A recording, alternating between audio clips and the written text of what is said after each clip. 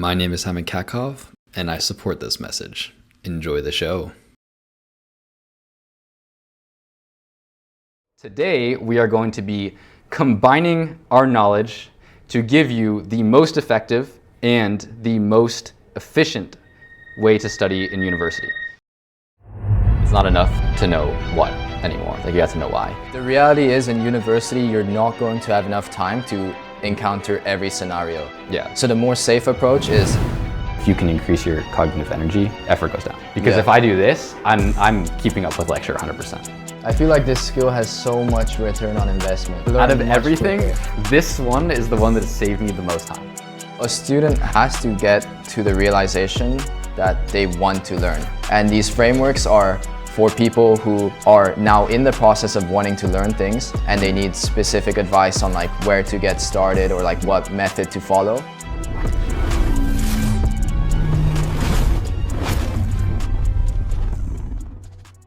For those of you who don't know who I am, my name is Katkov. I'm the founder of an education brand called U of Tierless. And what we do is we help you guys study as fast as possible to cut down the amount of time that you spend in the library, because nobody likes to be in the library for that long, and hopefully enjoy your university experience a little bit more.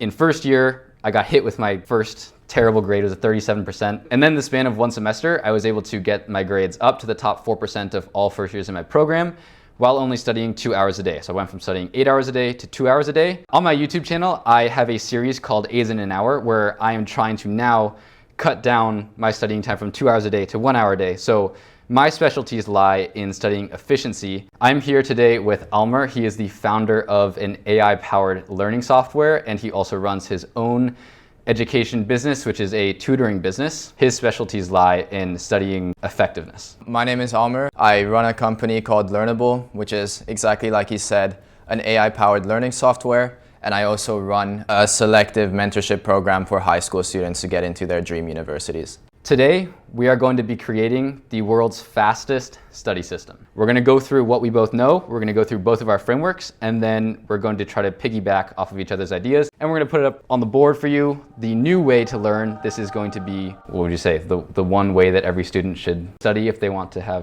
be as efficient as possible? A proven way to achieve academic success. Yeah. So what would you say is like your most successful topic that you teach? So this feels like a lot more upfront work, but transitioning people from treating school or university as brute force memorizing compared to actually understanding like the logical chain behind everything they're learning, that's what I would say is what encapsulates my effective study methods. Do you have a structured way, or is it kind of just like in your head? I wouldn't say I have something as structured as a framework, but I definitely have some kind of model that I go through every time I approach any university course. I like to view university courses like, as you enter them, that first lecture, it's just quite an intimidating amount of concepts that you have to understand by the end of the course.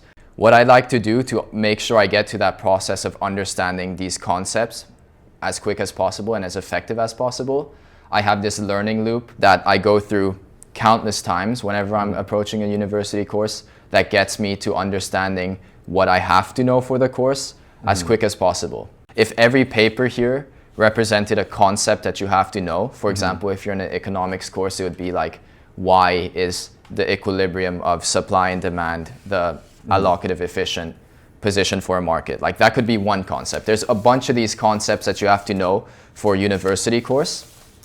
And the loop that I talk about is to try and filter this scattered piece of paper or scattered web of concepts as effectively as possible so that it makes sense to me in my mind how everything builds on top of each other. Okay. So it's like going from a very messy desk to a very neatly organized desk, and that's kind of a representation of how that content I have to learn in this course looks in my mind. Okay. And so what would the first step be if you were to like be introduced to this mess? Yeah. So I like to put an acronym to this loop called GPA. I mean, very fitting for university setting. But G stands for grasp, P stands for perspective, and A stands for assess. So the first step would be the grasp step. This would be the step where you are first introduced to the content and therefore the concepts that you have to learn.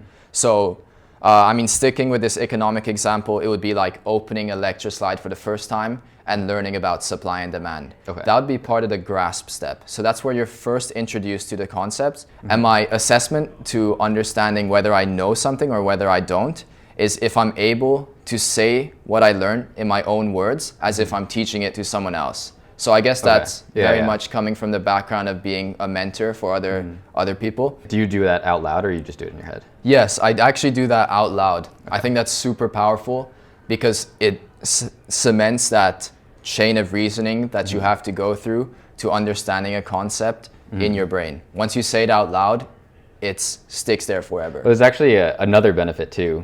So like this is just like purely psych knowledge. When you say things out loud, you get a production effect, motor activity that you use to produce those words or that concept that serves as dual encoding. So you're encoding now both with like motor action and auditory encoding and conceptual understanding. Yeah. So it's now 3 things instead of 1. Yeah, exactly. Which is, it's like way better. And you can look at like they had all the class data and then like the global average, and you could see that like it's like 30% better, which is crazy. Like it's like so much better. Like I've seen it for myself and other students like time and time again. It's so effective. Being able to say the concept out loud, that's the indicator that you really understood it. So you're already filtering through what you have to know for this course in this grasp step. But the reality is you're going to encounter things that you can't confidently say out loud or you just know you don't understand. And that's where we go to the second step, perspective, which takes the majority of my learning process, is this perspective step. What the perspective step looks like is now that you identified what you're confused about, it's about doing your own research, going to YouTube videos, asking questions to an AI model, reading articles about it. So you actually like take this outside of the classroom too. It's like taking it outside of the classroom. This step is extremely important for many reasons because you don't treat learning as like a brute force memorization game anymore, and you're actually taking the time, while it looks like a lot more time up front, nitpicking every concept, making sure you understand the reasoning behind why that, I guess, topic works. For example, going back to the supply and demand equilibrium concept, you really want to understand why the equilibrium results in maximum efficiency for the market. That's just an econ concept, but it would be actually researching every perspective to why that's the result. I mean, that's good too, because like I think the main difference that people don't realize when they come like from high school to university is just the fact that like it's not enough to know what anymore. Like you have to know why. Yeah, like the reality is in university you're not going to have enough time to encounter every scenario. Yeah. So the more safe approach is making sure you're not memorizing every scenario, you're just ready for every scenario. And that comes with deeply understanding the intuition behind everything you learn. Every concept is building blocks. You're building on previous knowledge that you have. You're grounding it in things you already know and making it sense in your mind. And by the end of this step, hopefully these 2 concepts or these 2 pieces of paper end up being in this stack of things that you can confidently say out loud and reiterate in your own words and teach it to someone else. So after we've done that process, like we don't know if there's more concepts we need to know for the course. Like it could be that these 4 concepts that I just learned in that one lecture slide, we're done. We've learned everything in the course. So That'd be nice. yeah, that would be nice. That's not the reality. Yeah. Usually you go through this learning loop like multiple times in the course. We don't know if we're done. So the assess step is you just encounter different practice problems or like essay questions or any type of way to practice and test if you know that knowledge. And the reality is, if you've only gone through this learning loop like once, you're going to, from that assess step, encounter other concepts that you don't know. So that assess step is almost like you're searching through this scattered desk and finding that there's other pieces of paper that haven't entered this clean pile. Then it's a direct segue to the second learning loop where you're cleaning the desk even more.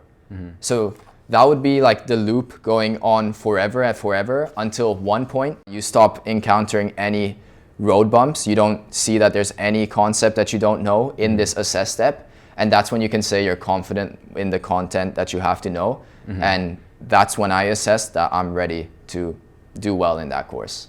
In terms of of Learnable, like the software company that you have, what problem does that solve? Yeah, so right now, a big chunk of my time was spent in this perspective step, where I would independently go to YouTube videos to break down the concept for me. For example, in math, if I got a formula like the definition of an integral, I'd watch a YouTube video explaining how we've arrived to that definition and formula for an integral. I'd also go to articles to read about why did we arrive at that conclusion for the definition of an integral. And then I would also go to course content, read the textbook again, stuff like this. I would be trying to find pieces here and there that can make me understand why an integral is the way the integral is. So for any concept, I would basically be doing independent research, trying to get bits and pieces from the internet to why we've arrived to that conclusion of why that concept is the way it is. And I found this quite a tiring process, going through everywhere. Basically every time I'm on this perspective step, I'm lost. I don't know where to start looking. I essentially created Learnable to reduce that perspective step as much as possible, not have to go through so many sources like YouTube, articles, AI models. And it's just now I just go to Learnable, ask that question, and it gives me an interactive lesson that brings me to the conclusion of being able to say that concept out loud and teach it to someone else. The difference of Learnable is it creates a lesson for you where you have to come to the conclusion yourself. So you're training. So it forces you to think. It forces you to think. So you're training that thought process of why is the concept the way that it is. So it takes away the whole memorizing aspect of approaching university courses, and it just brings it back to actually having a fundamental understanding of what you're learning. So you have no pressure of memorizing everything. You have no pressure of reading your notes right before the exam. It's just you inherently know what you know. If you just ask any AI model, the reality is it's just going to conform to your biases and tell you what you want to know, give you instant gratification of oh, that's a great question. Here's exactly the answer to it. So you didn't have to do any thinking yourself, and you're just getting a piece of text, or that's the answer, and you're very satisfied because it's oh, that's the answer. But then that's going back to brute force memorization. You're not going to be able to remember all these answer pieces that you've gotten from an AI model. Your ideas are a little bit more abstract than mine. I need the much more structured approach, which when I was first starting out in university, I intuitively knew that that's what I was supposed to do, all the things that you were saying, but I had to learn it myself. Nobody was there to teach me. And I think that's the problem. That's the problem that we're trying to solve, right? It's just for people who don't know where to start, what to do, they can just watch this. Yeah. Be oh, these two people already went through that whole process. Yeah.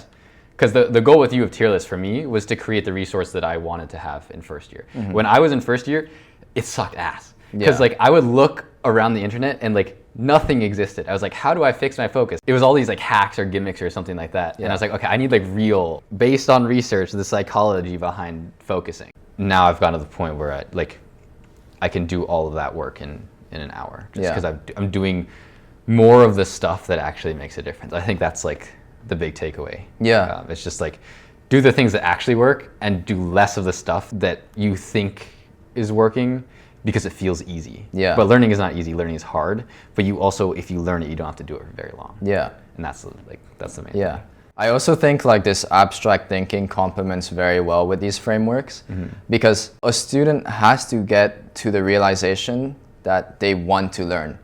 When I was in high school, I didn't really want to learn. I just wanted to get through the test and do well. So then I'm going to approach everything as brute force memorization and just the day before the test, try to memorize everything. But for long-term success in a university setting, you actually have to want to learn, because there's just too much to take in that you can't have enough hours to memorize. So if people want to learn, this is a proven way, at least that worked for me, of how you should learn, because that's how you effectively learn any concept. And these frameworks are for people who are now in the process of wanting to learn things, and they need specific advice on where to get started or what method to follow. I think they complement each other very well in that regard. Yeah, I like the idea of if we were to combine that idea with a framework that I have, then it would be very clear when the learning loop completes to then move on to the next stage. Yeah. I think that's something that my framework right now is missing that I'd like to add from your concepts. And I think mine will probably give yours a little bit more structure. Yeah.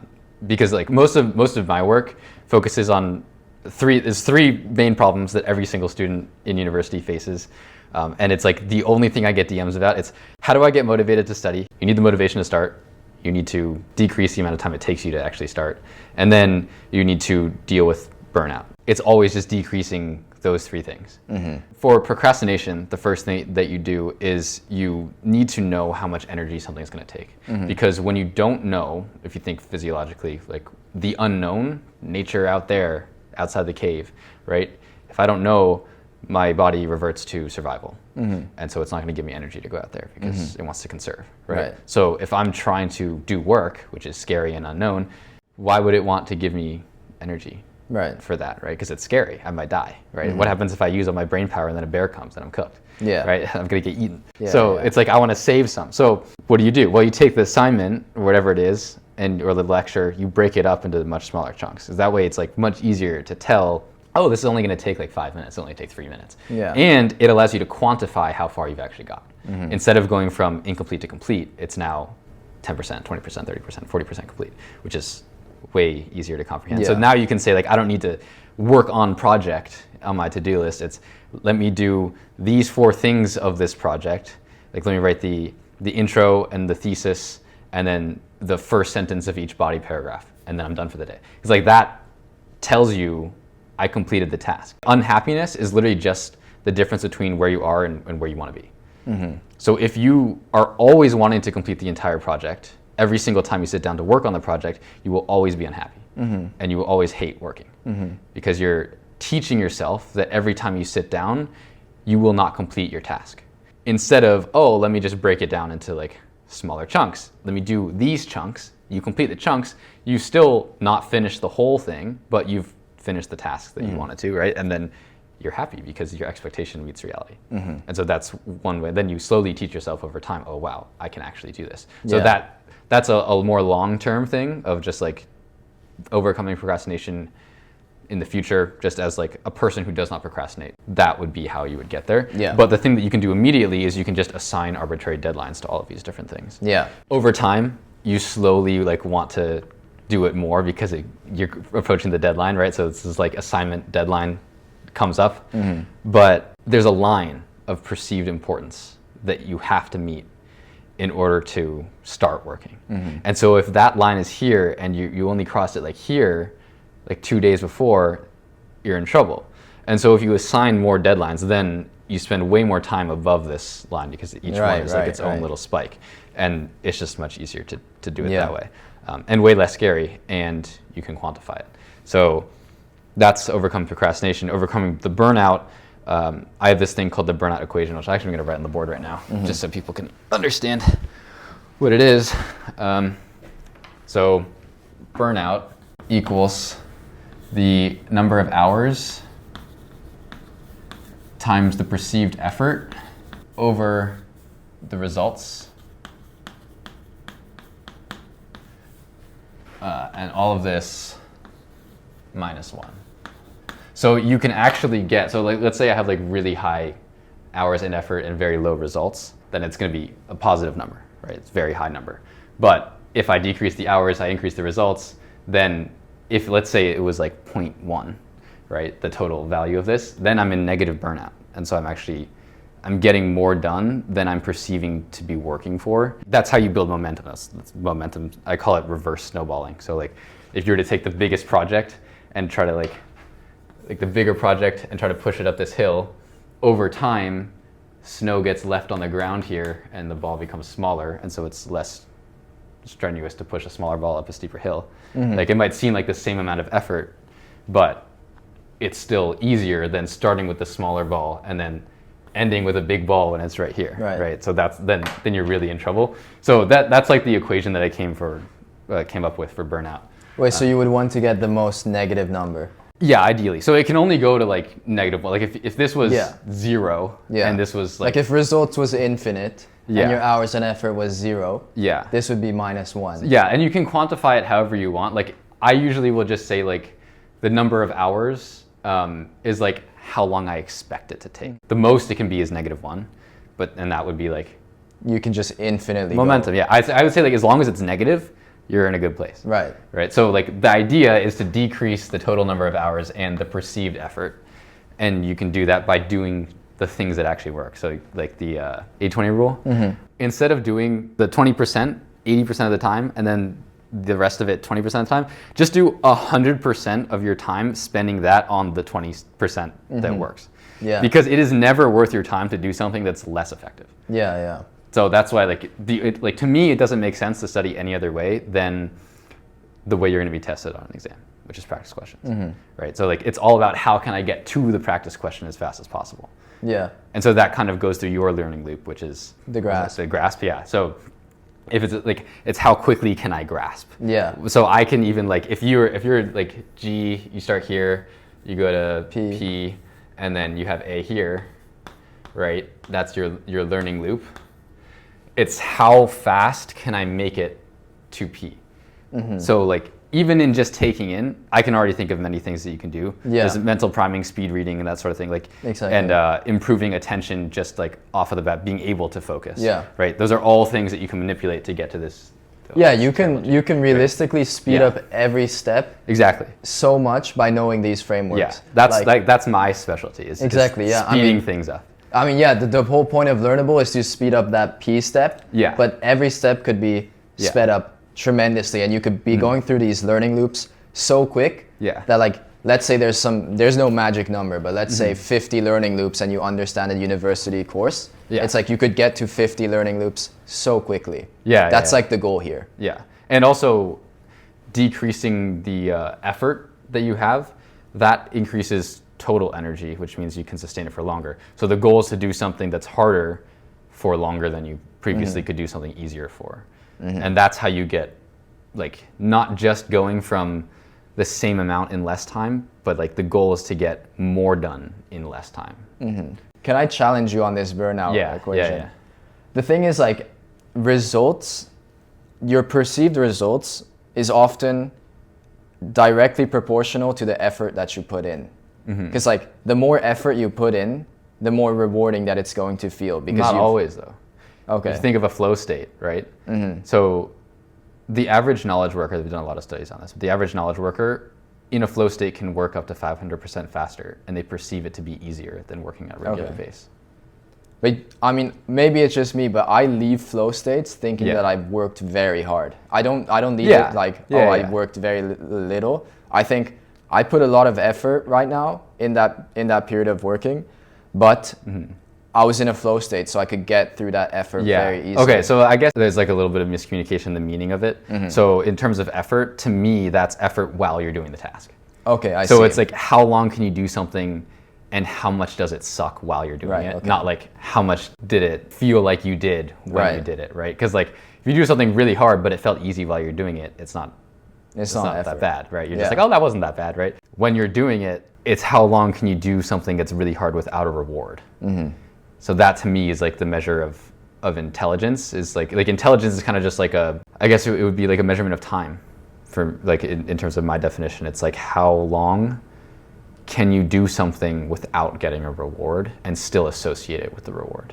I wanted to ask, is there a way you can increase results then? Rather than decreasing hours Yeah, of yeah, effort, yeah. can you increase So- results? That comes down to, I mean, I guess like that would just be, say, testing, or like how much you completed in one sitting, or the quality of work that you Yeah. produce, right? There's all the bunch of different factors that you can measure. And so that's why each time you apply this equation, like, you have to input a specific factor that you want to measure. You can't just say like all results. You can just be like quality of work, and that would be measured by the grade that you get. Another way would be like just how much did you get done? So like sometimes I'll sit down in like 30 minutes, maybe I could do 150 flashcards. Some days I'll sit down in 30 minutes, I do like 90 because I'm just like dead tired, right? Some days I do like 200. That will depend on the other factors too, but like that is a measurement of how much you were able to do. Okay. And it's still the same amount of time, and it still feels just as hard. Okay. And then the other one for the results would be like the testing. Okay. On the actual test. It's like, Okay. what grade did you get overall? Okay. And that's one you can kind of calculate along the way with your learning loops as you're doing the tests. Like I have my own framework for the testing part, but like in terms of yours, because they haven't heard mine yet, that's what like would also quantify results. And you can't like artificially influence like your perceived results. Like you can't say like it's not perceived results. Okay, Sorry, I meant perceived effort and results. Okay, so it's just results, like results are like results. Yeah, you can't mess with it. It's like it has to be objective because you can't trick yourself into thinking you got more. And so the whole point of burnout is like I've been putting in so much work and I didn't get the result that I wanted, right? Because if you're like, oh, I put in all this work, I see that I got a 60, and then I'm preparing for the final, right? Like I got a C on the midterm, and I'm preparing for the final. It's not in my best interest to convince myself I got an A. Procrastination, that's definitely like more objective. It's like how long did you wait before you started? That's procrastination. And you get someone who says like I procrastinate a lot, it means you do it frequently, or you wait a long time to start, or you do both, right? Someone who doesn't procrastinate would say I just sit down and start working. No, actually, can I ask you a question? Yeah. Okay, yeah, so I talked a lot about this learning loops idea. Yeah. Can you go a bit into your frameworks and how they help, for example, speed up the steps of the learning loop, or just in general? Yeah. Okay, so all the questions that I get are like, how do I X, Y, Z? Right. And so I needed to have like, for everyone, it needed to fit, but also needed to be adaptable enough for every person to put their personal input in. So I created an acronym. It's pre-grade, so PREGRADE, which is basically everything that happens before you get your grade, right? It was kind of like a cute little name. And so each letter stands for something. So I'll actually just write it on the board so that people can see too. The pre-grade framework, it's something that I came up with. Basically, I have ADHD, so I'm all over the place. I needed to know what to do when in this scenario, X, Y, Z, what do I do? So here we go. PREGRADE.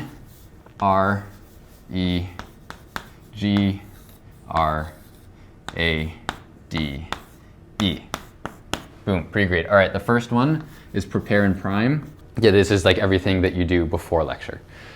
This is also before lecture. It's a skill that you build, but like speed reading usually. So I'll just put speed. That was something that I found so helpful when I was like, if I knew this in first year, it would have been the best thing of all time because I had so many readings for biology. Yeah. And I was so slow. I was at like 3 minutes per page. And now I'm at about 15 seconds per page. Sometimes 20 if it's like a more dense textbook. Yeah. But that's like 9 times faster. So it makes a huge difference. This one is engage in lecture. Keyword engage, because if you're just like passively there, it doesn't do anything, right? Like nobody's actually a sponge. So like there was one guy who I was talking to like 2 years ago. He's like, yeah, I just go there to like passively soak it in. And I'm like, that literally makes no sense at all. Like that literally is not a thing. G is generate flashcards. And that's pretty self-explanatory. R is to review them daily. So this one kind of feeds into the next one. Yeah. A is to arrange visually. D is to drill the content. And then E is exam prep, or just taking your exam, the actual exam. Like if you look at it, it's pretty similar to what you were saying. I have like a couple extra things. Some of the stuff you don't need to focus on as much for certain classes, but this is like the overall framework that you can just slap down on any class and be like, these are the things that will work for any class. Pick the ones that actually work, right? So that's the room for personalization, I guess. I see, yeah. Yeah, so like if I had a biology class, I'm gonna rely pretty heavily on the generate flashcards, a little bit less on the arrange visually.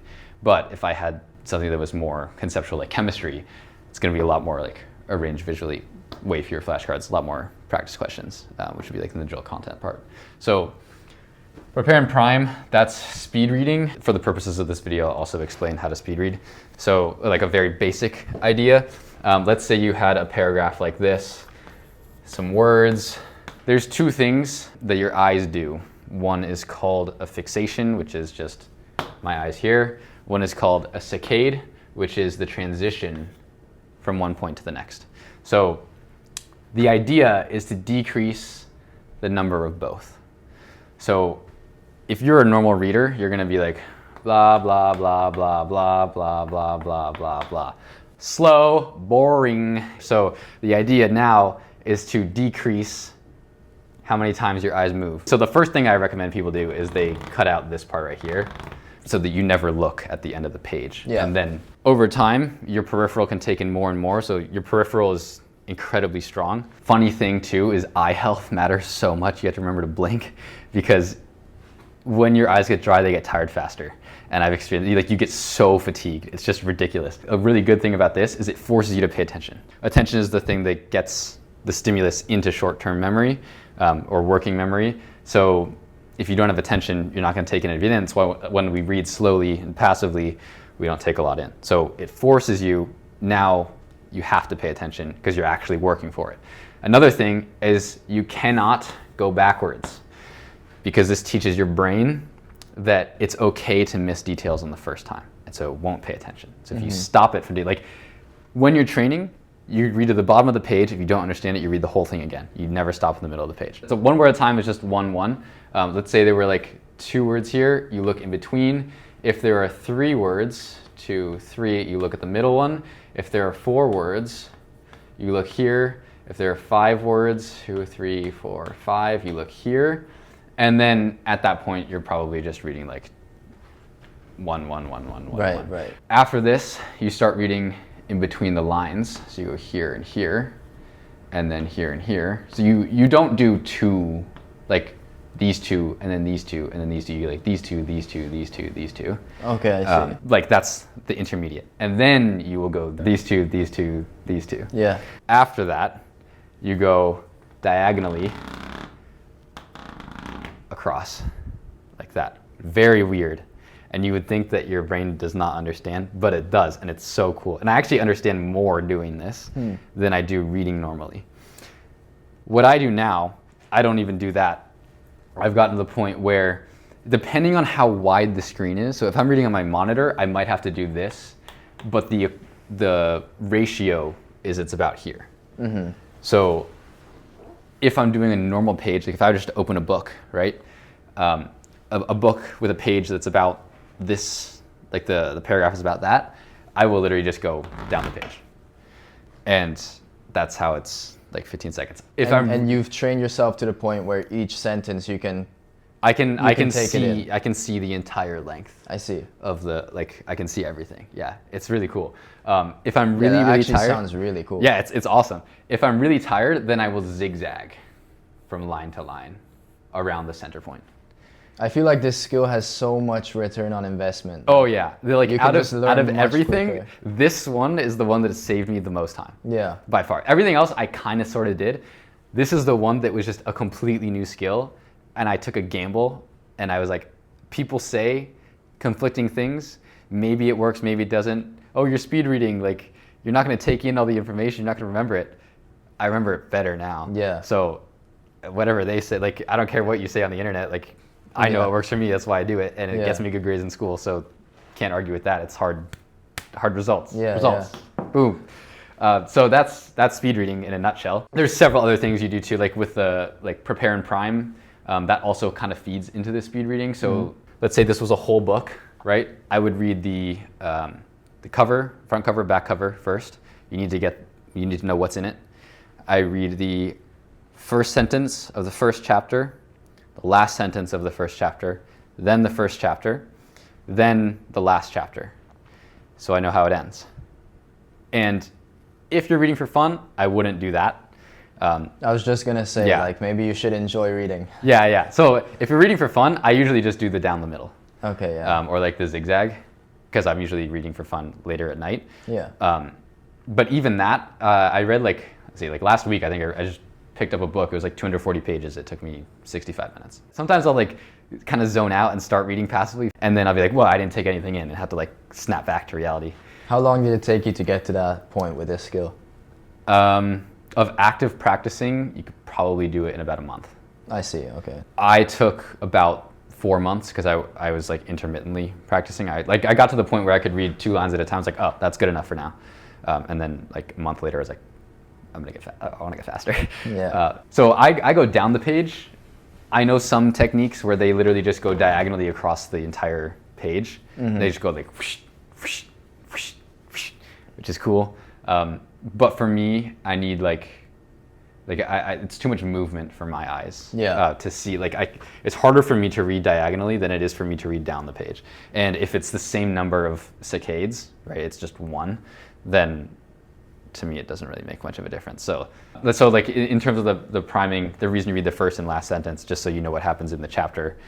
And so however large the thing is, so like if it's the whole book, you read the front and the back cover. If it's just the chapter, you read the first sentence, the last sentence.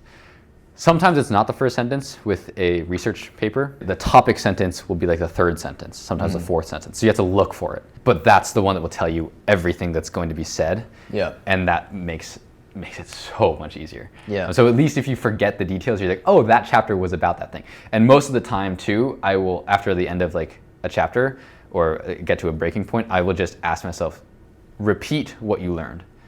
And I will say it out loud. And if I can't do it, like in one of my vlogs of like the A's an Hour vlog, I recorded myself speed reading, and then after the end of each one I just like told the camera what it was about, so that like it's clear that I actually read it, but two, I knew that I knew it, and I didn't have to go back and read it again. Yeah, the trick of saying things out loud is actually, it's hard. Yeah, it's really hard. But the thing is too, is that like, if you can't do it, nobody's going to know that you know it. Professors don't care if you in theory know it. Yeah, and that's the tip of the tongue phenomenon, right? It's actually funny because it's two completely different processes: knowing something and being able to recite something. So I guess, how much do you know about like memory structure? No, nothing. Okay, so this is the Atkins-Shefferin model of memory, and it goes stimulus, which goes to short-term memory, and that can be rehearsed in working memory, and then it goes to long-term memory, and then you have retrieval, and you also have feedback. Working memory, that has a lot of other components that I'm not getting into, but it's basically broken up into three parts. So there's something that governs everything, which is the central executive. That basically controls all of attention. It controls like three different things. There's the phonological loop, there's the visuospatial sketchpad, and there's the, I forget what it is. It honestly doesn't really matter that much. Yeah. But it's basically like working memory is your ability to manipulate what's in conscious attention. So everything here is conscious attention, short-term memory. So stimulus, this makes it into short-term memory via attention. And then for short-term memory to long-term memory, that requires elaborative rehearsal. See, it's so much better when you actually know and you can explain stuff. Because like, if I were just brute force memorizing this, I might know it for the test, but I'd never be able to explain it to everybody. Exactly, yeah. So this is elaborative rehearsal.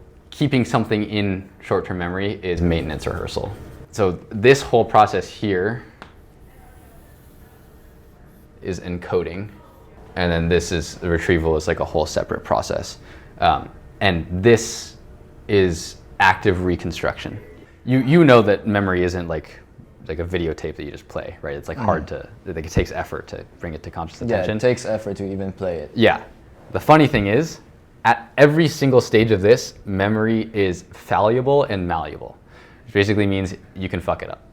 So when you retrieve, you're actively reconstructing the memory, and anything that you are thinking, that you are experiencing, will influence that memory. And then when you think about it, it will be influenced by where you are now. And then it will also still go back into long-term memory. So every time you recall a memory, it changes, even if you try not to. So the goal is to send enough conscious feedback to this retrieval process that it changes in the way that you want it to. And that's the whole process. But retrieval itself is a completely different process than encoding. So like, you can be really good at encoding, you can be really good at absorbing knowledge. Yeah. But you also need to practice the retrieval. And that's this thing that you were stressing a lot too, right? Like, you will know how much you don't know when you try to say it and you can't. Yeah. I really think this approach of saying what you learn is a game changer. Like, I mean, this kind of shows that it is, but Oh, it's episodic buffer. Sorry. I just remember what the third thing. Oh, okay, yeah. Episodic No, buffer. I mean, this shows that it is, but it really does help Yeah. with the memory. So that is the prepare and prime and the reading. So now like we try to influence different parts of this. So the stimulus to short-term memory, that's here, right? And then to get it to long-term memory, now we want to focus on generating the flashcards, the reviewing them daily, and the arranging visually, and the drilling the content. And then this part is retrieval. That's the performance here. So you can see like everything is very rooted in psychology. And the more I learn too in class, the more I add to this to try to make it even better. Or just like explain it better is a lot of it. So like this doesn't really change, but my explanation of it really changes. But I still want to make it better. So I need that like abstract thinking too to make it more well-rounded, which is why I want to combine some of your stuff in here too. So the generate flashcards, that's done with Anki, A-N-K-I. Do you know what Anki is? Yeah. Yeah, okay. So for everybody who doesn't know what Anki is, it's a digital flashcard making software that you can just like make an account, you make flashcards. It's way faster. Anybody who says like you write things, you get a boost of memory from writing them. Yeah, you do, but like writing flashcards is not how you learn, right? You learn by studying them. So the goal is to get to the studying part as fast as possible, which is why I just completely removed pretty much all note taking. I never take notes anymore because to me it's not worth it. It's not worth the time. If I can like make the flashcards without making the notes, they're gonna have more details. They serve as my notes and they are formatted in a practice question because it makes no sense to try to study any way that you are not gonna be tested on the exam. So I don't wanna be really good at writing notes. I wanna be really good at answering questions. For a 3-hour lecture, it will take me about an hour and a half to make all 200 flashcards. It's not always exactly 200, but that's the average. And then I study 50 new cards per day per class, so 250 new cards per day. The reviews get to about 350, 400 per day, and that never takes me more than 2 hours. The main thing is one thought per card. If you have one thought per card, you're gonna be fine. If you have like 5 or 6, you're never gonna encode it. So would you say flashcards are like your form of taking notes? Yes. Okay. Yes, but they also serve as the practice questions too. Right. So it's like, I realized there was a way to get to kill 2 birds with 1 stone. Right. So, and then the review daily, that's just like, I do the Anki algorithm, whatever it tells me I need to do, I do that. I always do the reviews first. So I will actually, like it tells you the new cards and the reviews and you study them at the same time. I just like put it to just for today, 0 cards. And then I only study the reviews. And then I go in and learn the new cards afterwards. Because for me, that just works better. However people want to do that though, that's like free game. And then the arrange visually, this is the mind mapping. So this one, it has a very like pretty essence. People like mind mapping for some reason. I don't really like mind mapping. I do something different than mind mapping. So in arranging visually, to me, that is more in my, actually I guess this does matter, visuospatial sketchpad. The brain is much better at remembering images rather than words. If I were to say the word spoon, you're not thinking of S-P-O-O-N, you're thinking of a spoon. Right. So arranging visually, that to me, I don't want to arrange the words. The words don't mean anything to me. I want to arrange the pictures. So if I were to try and remember the mitochondria is the powerhouse of the cell. You can have this and you can have this, but that doesn't mean much, right? So instead, I will be like, okay, what is the mitochondria like? That's, it's like an engine to a car. So now I have a car. There's a lamppost. It's speeding down the highway, and then it crashes. Boom, the engine explodes. There's fire everywhere. The car's on fire. There's oil spilling, and you can hear the sound of broken glass. Okay, pretty vivid image. Yeah. Include as many senses as possible. So you want that dual encoding effect or multi-sensory encoding effect. So I can smell the gasoline. I can hear the crash. I can feel the heat of the fire. I guess if I was in the car, I'd be feeling a lot more too. If you were to like really live this experience, there is no way you're forgetting that the mitochondria is the powerhouse of the cell. And so that is what I do with Arrange Visually, is I create story formats, images, to allow myself to, it's almost like chunking. In short-term memory, you can only hold 7 items.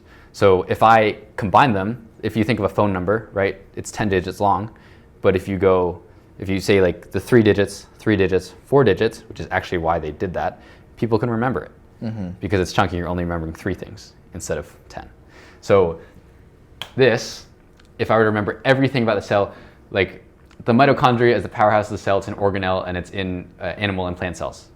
Okay, now I have a plant with me. There was a plant, and he got burnt up and is really sad. And I had a cat in the back seat of the car who lived. So this because it's really visual, happy. arranged visually, it doesn't necessarily have to connect No, with the concept. no, but sometimes it does. Okay. So that is the imagery. The storytelling, there was one time, I'll give like an example from statistics. So I had to remember different types of ANOVA tests. And I was like, I wonder if I can remember, like memorize what to do for each ANOVA test. That's what I was talking to you about math and how it was like, I had to memorize before I could understand instead of understand, and then that would lead to memory.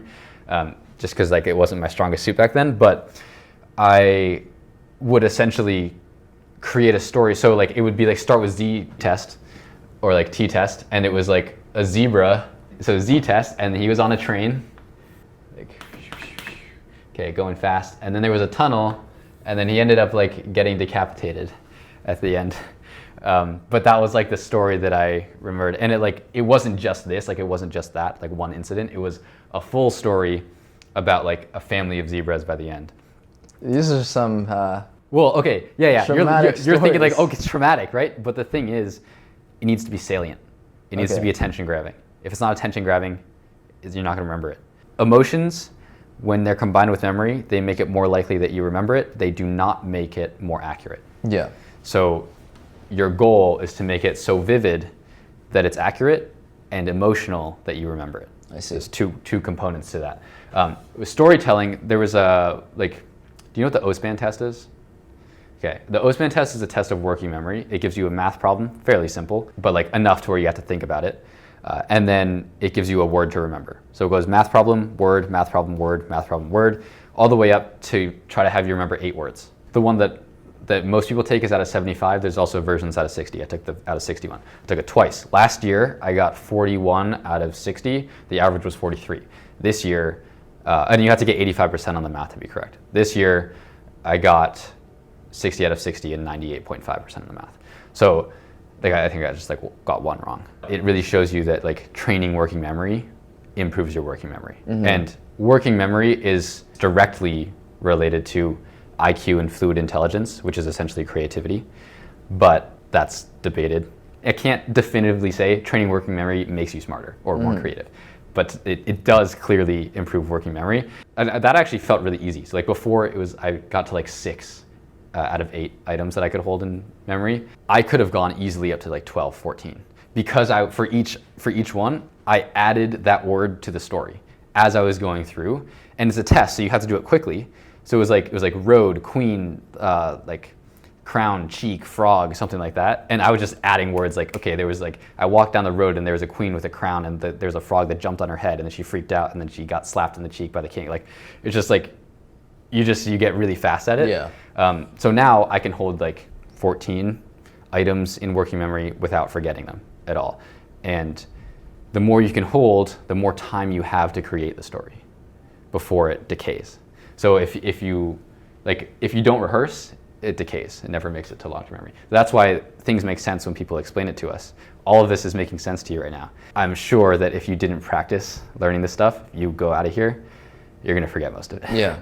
Yeah, but that's fine, because like, it's in a video, you can just rewatch it, but like, you also don't really need to know this. Like, the goal is to improve this part. Yeah, So, it's interesting that you applied psychology and understood the reasoning behind yeah, all of these learning methods. Because I just know what works. yeah, I don't know why this like learning loop or like building intuition and approaching things as not memorizing, but actually just understanding the concept. I know that works just through trial and error. yeah. But there's a lot There's of a ton of like proof of why it works. Yeah. But that's actually not why I learned why it works. Okay. I didn't learn because I wanted to know why. Yeah. I learned because I thought there was more. And along the way, I learned why. I see. So I was like, I look at a list of words. There's got to be a way to remember more than like 5 words. Okay, what can I do? I started looking, reading books, watching podcasts, articles, that sort of thing. And I realized, visual imagery. spatial awareness. Like I can throw, if you threw numbers at me, I would throw them at different corners of the room and I'd be able to walk through the room and remember them. I see. So yeah, it's just like, it's power. That's the effort. So if you can increase your cognitive energy or your capacity, effort goes down. Right. And then also like you can increase the flow. So that's both. Yeah. Both benefit that one. And then the flashcards, the arrange visually, the review daily, and the priming too, even though like you said, it's front loading, right? It seems harder at the beginning. It saves you so much time at the end. Because if I do this, I'm keeping up with lecture 100%. I don't need to know the details. I already know what's in the lecture so that when the professor explains it, it's not new. It just reinforces and reminds me to make a flashcard on it. Yeah. And that decreases the hours. So that was arranged visually, drill the content. That's just practice problems. I like to make my own. Sometimes I'll make them with Gemini, sometimes I'll generate them myself. If there's ones that are given to me, I'll start with those. Yeah. Because those are the most relevant. And then a lot of the time Gemini will actually like be able to guess almost word for word which questions are on the exam, because all it does is create an average of everything that's out there, right? So that's why if you ask it to write an essay, it gives you a shit essay because everybody writes like shit. Yeah. Right? But like if I were to be like, based on this content, generate me flashcards, then it will do that. Yeah. The problem is you need to be really good at prompting it. And I have studied chain prompting for like 3.5 years now. So for me, it's obvious. For most people, it's really, really hard, which is why I think Learnable, like the generating the practice questions, is so valuable, right? Yeah, like it actually fits in this framework because, I mean, while the focus of Learnable is creating these interactive lessons to help you understand the concept as quick as possible, there is also an aspect where it generates practice questions based on your course content, and that would be part of drill content, where it's just like creating the most effective questions because it reads what type of midterms and finals that you have. It generates questions based on that kind of style, and then it's like you can have an infinite amount of drill content basically. Yeah. And the drill content too, in addition to all of that, this is where I add context-dependent memory. So if we were to memorize something in here, it's going to be easier to retrieve if we're in this room again. Yeah. Right? Same with state-dependent memory, which is how you feel. You try to make it, like recreate the testing conditions. Sometimes I will literally even go practice in the exam center because like it's just so reinforcing. Yeah, like, I mean, I'm sure. It gets rid of all the jitters. Like you're chilling. Like, and it's not like an unfamiliar environment. Yeah, like you're used to it. Yeah, and they don't lock it. Like, it's a huge advantage that nobody. Yeah, I actually haven't thought of that. Yeah. And then the exam prep. This is like, I have like free ebooks on my website that I've written about this, but this is like the 1 hour pre-exam protocol and the exam strategy. So those ones, like, I think for everybody watching, like, I'll just let them, like, it's a free ebook, so they can just go read it. It's too much to explain here, but it's basically like peaking your cognitive ability. It's like a warm up to a workout, but for your brain. And it sounds really like woo woo. I used to do a bunch of routines that people would say, and it didn't do shit. Like, they were like, oh yeah, like get energized, blah, blah, blah, like do all this stuff. I was like, okay. And like nothing happened. Like my heart rate just went up and I thought I was anxious because I attributed that arousal to nerves instead of excitement. Now I'm like, get me in there, like I'm gonna show you what I can do. And I'm gonna get 100 because that's all there is to get, not because that's what I got. Right. In terms of, I think that confidence is so important for. Oh yeah, like doing well. There's a lot of studies too. I learned this when I started playing piano. I was reading up on like performance anxiety. Or I guess not when I started because I was like 6, but like when I got more interested in it because my parents didn't let me quit. If you are confident, having people watch you or having extra stress makes you better. If you're not confident, it makes you worse. So it's a lot of it is just like what you attribute to the arousal state. But the 1 hour pre-exam protocol, it's not a lot of like get energized, get the blood pumping, get that emotional thing. It's like, okay, you're gonna take beta-alanine, citrulline malate, creatine. You're gonna drink like this much water. You're gonna have this much caffeine. You're going to leverage short-term memory. We're gonna create an acronym for all the things that you think you might forget. So like sometimes there are sentences that I just like know, if I know that sentence, I'm gonna be able to write the definition or like write about it so much faster. So I will memorize the entire sentence by throwing it into an acronym of like the order of sentences that I need to remember, or things like that. And then like the exam strategy is like, okay, what do you do when you get to the exam? For me, it depends on the type of exam, multiple choice, LAQs, like low answer, short answer questions. Those, like, I will always start with the multiple choice, get warmed up because it's more recognition. It's like it serves as a memory cue. And then you go into, I'll usually tackle the planning of the long answer questions so that over time I will think of more things to fit into it, but I'm not going to write them all right away. And like I have all this thing like about the multiple choice. You go through it back to front on the exam, like the Scantron, and then you go front to back on the paper and you check if the answers match up. If they don't, you go with the first one. You think it's right every single time, right? So you need to be able to say why the other one's wrong. If you can't, then just go with the first answer. Do you have like a framework for what to do the days before a test? Because for me, I actually intentionally don't do any more practice problems or any review on the day of the test. That's retroactive interference. And the day before the test, I intentionally don't take in any more content. Like I don't do any more practice questions. I don't do any like reading because that could add extra stress. Like if I find out there's something I don't know at that time, it's like I'm kind of screwed because I don't have enough time to fully understand that concept. I mean I do, but I also have the added pressure of having to make sure I understood everything I need to know, and then that adds another unknown. Like the day before a test, what I do is I actually still take notes. I don't do this flashcard approach, but what I do is I read all my notes, and how my notes are formatted is like, it just explains the chain reasoning behind why a concept intuitively makes sense. So what my notes is just basically me writing down in my own words why that concept makes sense. And then the day before a test, I just walk around my room, and it's like I'm a teacher, or there's like a classroom or just a bunch of students watching me, and I'm talking to them. I mean, they're imaginary. It sounds kind of weird, but I'm talking to them and I'm explaining the concept to them. So that's like the last thing I would do before entering a test, and that happens the day before. Honestly, like the couple hours before a test, I'm scrolling reels. I'm like distracting myself. I'm not doing anything related. Interesting. You just don't think? You remove? I just don't think. I remove myself from the subject completely because the day before, I've already explained all the concepts out loud. So once I'm in the exam and I have to perform, I'm confident that I know what I have to know. So a couple things on that. Absolutely right. For conceptual learning, that is the way to go. For things that are heavily memorization based, I will never go into the exam without doing all of the flashcards for the day. If it's at 9 a.m., I get up early and I do them. Because I will be so mad at myself if there's a flashcard that I go over the next day that was what was asked on the exam. I'm like, I can't, the thought of that is like, no, I can't do that. Everything in long-term memory, you're not gonna forget, right? It's there. And if you're doing large-scale conceptual learning as opposed to memorization, you're good, right? Does that put it in long-term memory? Like it's there, it's there. Okay, yeah, because to me it feels like everything I learn ends up, maybe, I don't know what's the exact definition of short-term and long-term, but it's definitely in like a medium-term memory. Like I don't need to.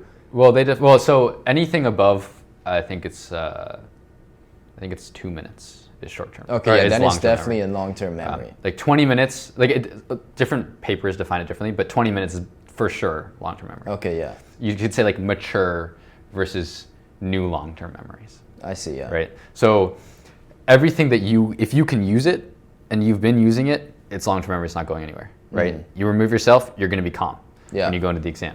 For memorization, there's so much to know that you can get a lot of stuff in long-term memory, but there's gonna be some stuff that slips through the cracks. Like if you can start with an equation, you know how to use the rest of it, right? In theory, right? If I know one fact, it doesn't have any impact on the rest of the facts. So everything is just like one node, and a lot of them are not connected, which makes it very difficult. So I really highly leverage short-term memory for the stuff that are like the things that are less mature. So it's still there, but I'm afraid that as I get tired, I'm going to have more trouble retrieving them. And then as soon as I get into the exam, in the margins, I write everything down. Or on a scrap sheet of paper, everything gets offloaded so that I just have a clean brain again. But that's why I like spam right before I go in. Yeah. 1 hour before I actually take a 20-minute nap too.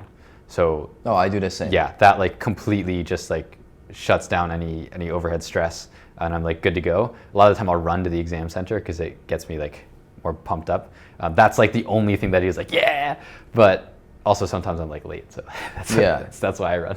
But no, I actually think that napping strategy is so good. Oh, it's great. Yeah. The caffeine nap too, it's even better. Yeah. And I never have caffeine, so it hits me even harder. Yeah. My tolerance is like 35 milligrams and I'm like tweaking. Yeah. So I have half of a Coke. Yeah. No, like an issue I used to have was I would go to these exams trying to memorize my entire notebook. Mm-hmm. And that would add so much stress that I guess it goes to that being unconfident and that being watched by someone else or like being in that exam environment just has negative impact.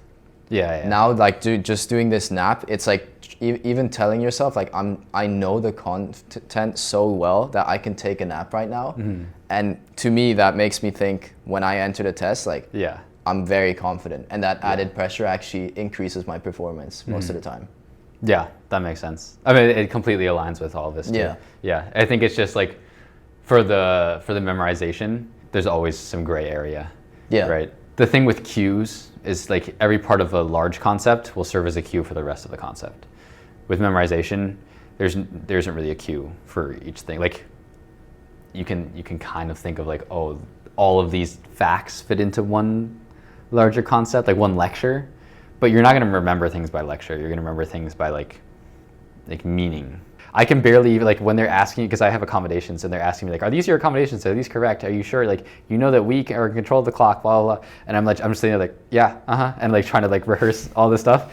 And then as soon as I offload it, I'm like, I'm fine. Mm-hmm. And then I can kind of take a break. But yeah, I do the offloading before I even write my name down in the Scantron sheet. That's how important it is to get because it fades so quickly if you're not going through it all. Yeah. So like all of this, like this stuff here, that's covered in like the free ebooks. This is in like the video series that's on the website, the 2-hour method. And I also like, I literally taught myself, corporate and international law, just so I could make lectures to show people how to do this with actual lecture slides, because the ones from lecture were copyright, right? Mm-hmm. So I couldn't use those. So I had to make my own, and I had to learn a new concept so that I could learn too. Mm-hmm. And show people like how to do it. And it had to be something that wasn't super easy. So I chose a significantly more complicated topic. But yeah, and it also goes through like the speed reading of lecture slides, which I think is very important, because that can really give you a lot of information and help you out a lot, save you hours on the back end. So that like previously, this is what I have to study in 2 hours. And that's what like all of my clients use too. Now I'm trying to get it to 1 hour. And so I'm trying to improve this as much as possible. So I want your input onto like, what is, like, where do you think your things fit? Like we already talked about the drill content, it kind of aligns with the learnable practice questions, but in terms of like, let's say the actual lecture lesson, like where do you think that would fit in here? And it doesn't have to be like one slot, but like in terms of just like the area. I guess. I mean, I'm going to say a controversial take, but I actually don't believe in lectures whatsoever. Yeah? I don't go to any lectures, and I don't say that in like a, whoa, I don't go to any lectures. I mean, I think that lectures, what I've noticed from the lectures I go to is, obviously lectures are super effective to learn content. Like there's a lot of research behind lectures and that they help. But I find that it tries too much to appeal to the entire audience. Mm-hmm. When this is very specific to me. I know exactly how I should prepare. Mm-hmm. So I don't want to waste my time going to lectures, taking that commute time, sitting there, unloading my stuff, and then listening to a professor who's also trying to teach the rest of the class. I think with the current state of technology, you can find a lot of, and the information that's accessible online, you can find the answer to a lot of the questions you have much quicker than being in lecture. I think a way to increase efficiency of this is one, be quite rational about whether you should actually go to lectures. A lot of times people go to lectures to give them a false confirmation that they've actually studied. So it's like, I Yeah. go to lectures. And I don't even count it as studying. at Yeah, all. Like, I wouldn't count it as it's just actually like- learning. yeah. So if you know the way you learn best, you can eliminate that completely, and it frees up a lot of time in your schedule. Definitely. And there's also, every time I tell people that I go to 30 minutes of class a week, they're like, whoa, like, "What?" okay, what are Yeah. you doing? Yeah. But the reality is, it's just sunk cost fallacy if you're thinking like, no, I should go to lecture because I paid for my tuition. I don't think the value of university is lectures itself. I think it's having access to information.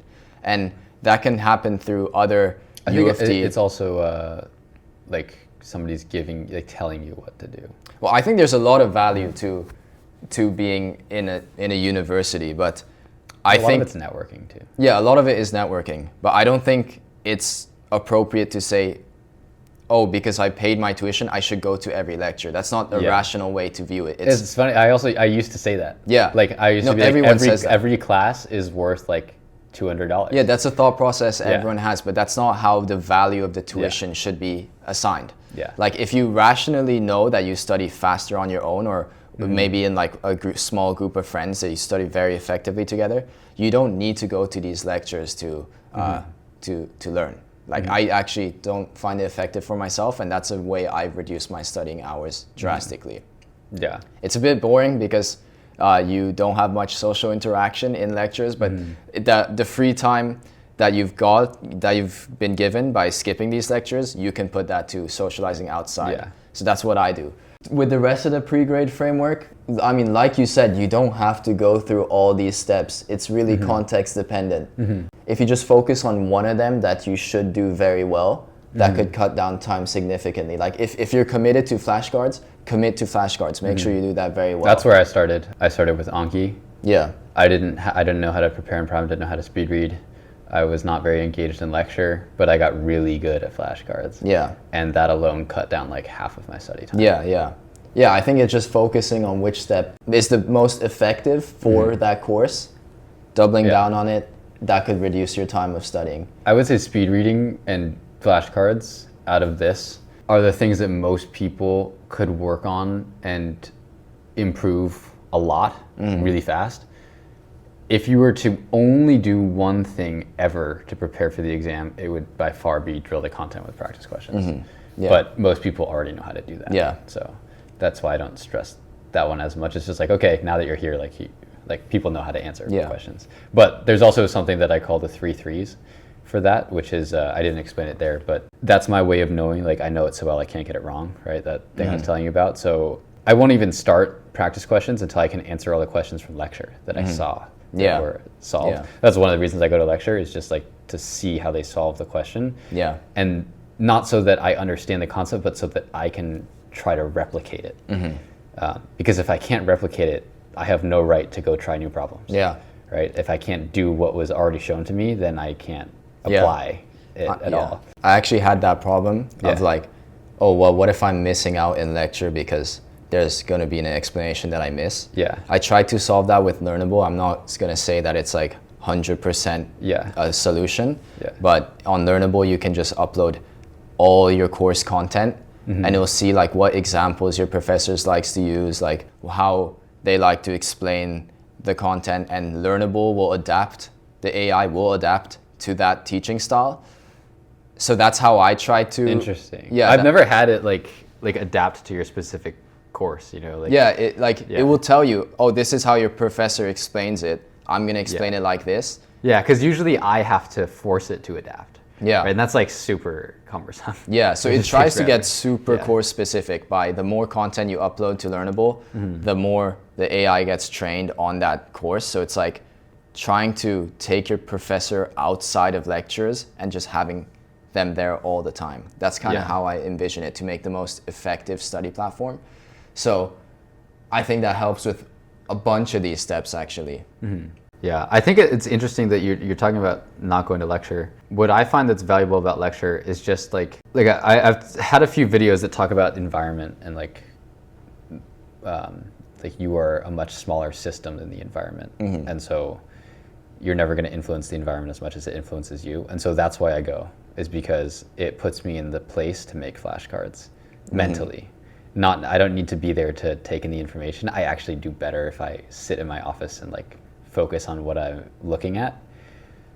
But to get through it all in one go, it's really hard to do at home. Yeah. Because I'm just distracted. Like I'm in a place of comfort. There's no need for me to give energy, right?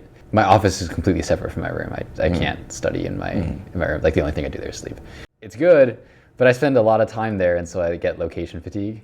And then I need some switch, because that's actually one of the ways your brain measures effort is by how long you've been in the same place doing the same thing.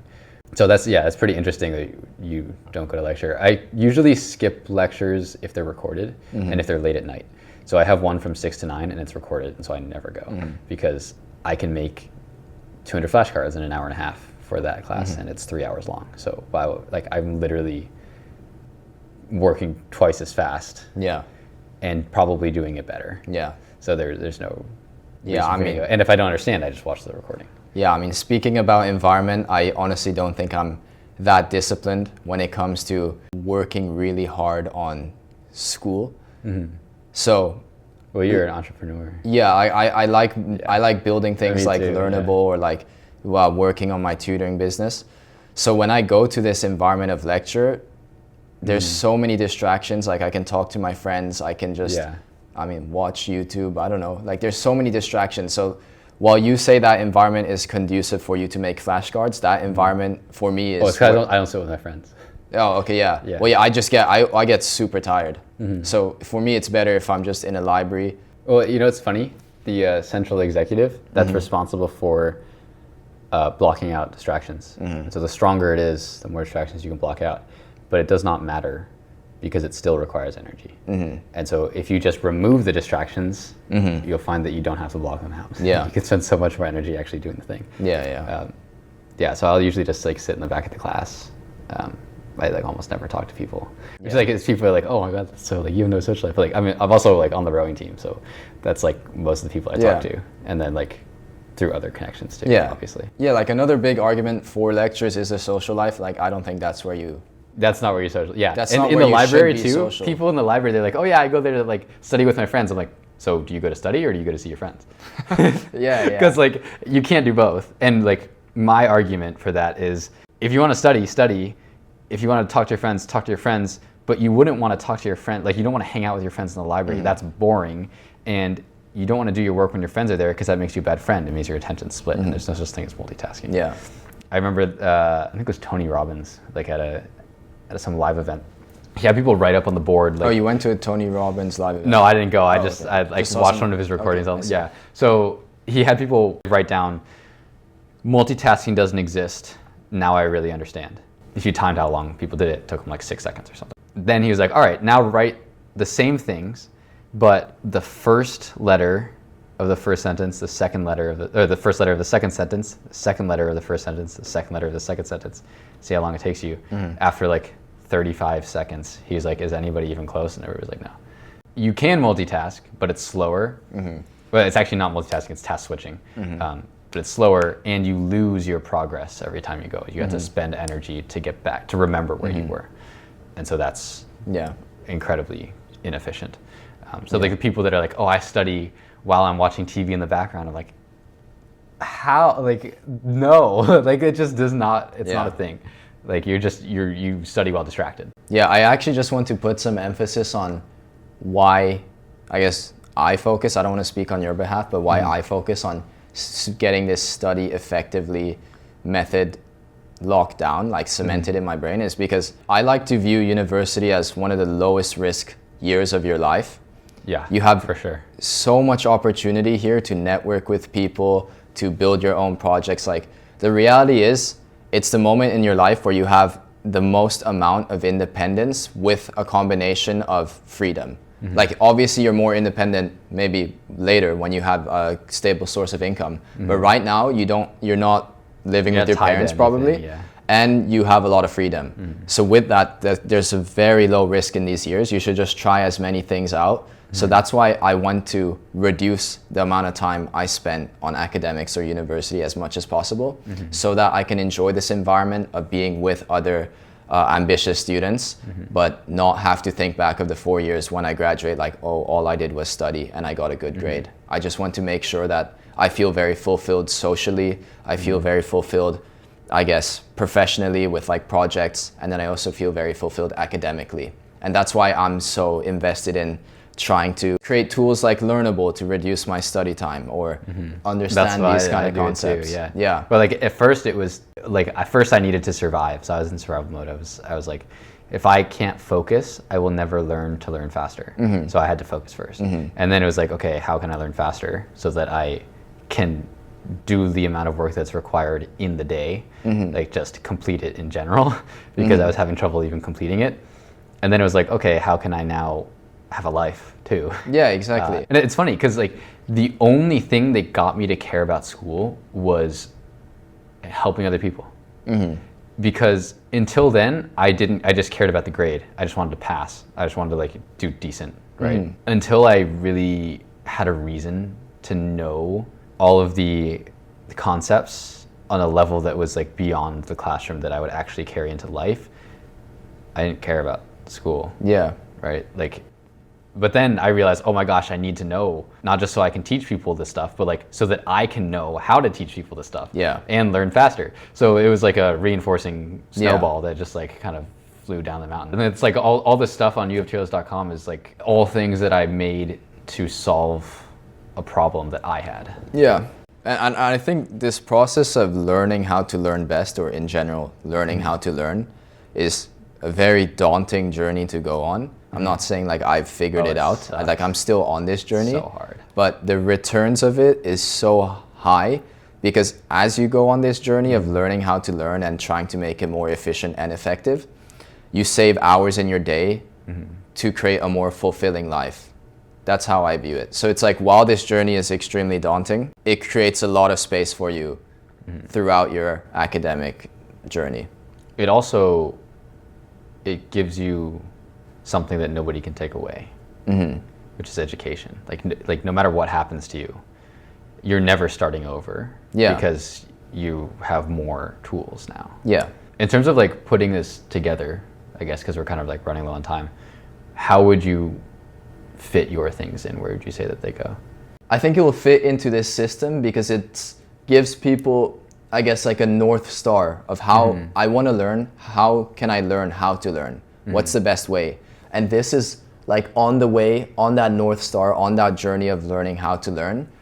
This is a very effective framework that just shows people step by step how you should prepare for like a grade, the pre-grade framework. I think the G is pretty good with the PRE, or like the PR. Like the like I would those say are so too. Actually, those two steps encapsulate what grasp should be. Yeah, and then in terms of like perspective, that's what I think is missing here. Like you have the lecture, but there are other ways to find the information. That's what I mean. Like I think if you were to show, actually I'm going to write this down. I'll say P.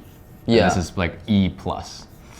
Like the point is, every point of the learning loop, someone can approach it the way that's most effective for them. It's just an overarching. Like I think this is the way that I found like to structure the learning loop for me. Makes sense. And that works for a lot of other people. But I think like in terms of the components, they're pretty much all there, but like you would want to make sure that like there's always room to like adjust and like in terms of the A too, I think that from GRAD, that's all that's probably A. I would say some of those, it's like a bit of it overflows into perspective, a bit of it overflows into assessment. Like I think this like kind of goes here. Yeah. And maybe a little bit here. Because you're still creating, right? Yeah. So like this is all about getting more. Yeah. You're still creating perspective. It's about grounding. And then this would be like the assessing is the drilling in the exam. Exam prep would also be almost like A. Yeah. Pretty good overlap. No one person shares the same way of thinking as another person. Oh yeah. I've encountered a lot of students who want mentorship, and every time it's different how to help them. That's why I like to keep it a bit vague. It's just like I know the overarching flow or the loop that we should be going through to make sure you have the most chance of success Yeah, I think yours is more so the one level above structure. Yeah. So like if we're thinking about distilling things down to like specifics, yours is like a little bit more general. You're making me think that I need to add more to the like under the E to like the engage in lecture, but I guess it would just be like engage in material or enhance understanding. Like I think in lecture is too specific to school. It's too specific. I think it's forcing people to prepare by going to lecture. When there are other ways of preparing. There didn't used to be though. That was the thing. Is that like in first year, ChatGPT, Google Gemini, it didn't exist. What I like. So like our only way was YouTube or going to lecture, and going to lecture was the guaranteed. I know this is covering my content, whereas the YouTube you'd have to sift through a lot to find like the answers that you were looking for. Yeah, I mean, I think the rate of advancement of technology is changing that tremendously, and institutions like university can't keep up with that pace, and it's very difficult for them to make lectures still relevant. Like I see nowadays they're trying different approaches, like I forgot what it's called, like a backwards lecture or something, where lectures are only for practicing problems and you can learn on your own. Like the reality is there's so much information out there and so many tools now. I mean, like Learnable, just to help you learn. So it's not that lectures are gonna be the only way to get the content anymore and learn. Like I think you'd be a fool to not use all the tools at your disposal, and like not having AI in there as part of my system would just be ridiculous. It also would not be truthful. Like I use AI to help me learn, and like that is one of the most powerful parts of it. I define a study system as like using the best methods at the time when they're most effective. So like I would never use generate flashcards to like prepare for lecture. I mainly use AI to help me prepare for exams, and like help me test understanding and that sort of thing. I mean, like honestly, Learnable would fit in there too. Like you just slide it in one of those slots, like the drill content. Honestly, you could probably just slide it in there too. Yeah, I mean, it's just like another tool for people to use. This is an official U of Chile's recommendation in terms of where to use this in the pre-grade framework. If you watch the video series on my website on exactly how to do all of this stuff, it's really going to help you in the drill content, the D of the pre-grade. That to me is like the glaring area. So it's like, think of Learnable as the in-house solution. Yeah, I guess. Yeah, actually, I mean, that was so informative. Thank you for that. Yeah, of course. It was nice to find an abstract idea, because I have trouble thinking abstractly now. I used to think too abstractly, so I trained myself to think just specifics. Yeah. And now it's hard to go back. Yeah. I mean, I've gone to thinking more visually now. Like that's why I had this whole paper example. I tried to attach everything to kind of a metaphor, like of an image. You know, like I guess it's something like that. Like that's how I also used that approach to memorize things and like make sure I understand it fully. So where can they find you? Oh, where can they find me? You can find me on Instagram. My username's Almer_Kunst, ALMER_KUNST. You can find me on YouTube. I'll post this on my YouTube channel. It will probably be the first video on there. We'll link your okay, YouTube, yeah, that's great. You can also check out Learnable on Instagram. Just type in Learnable, or you can even check out the Learnable website, which, will it be in the description or? Yeah, it will be in this. Well, we have a discount code. We have a discount code, yeah. You guys can get 20% off. Yeah, if you sign up through the link in the description. Yeah, thank you very much, actually. Yeah, you're welcome.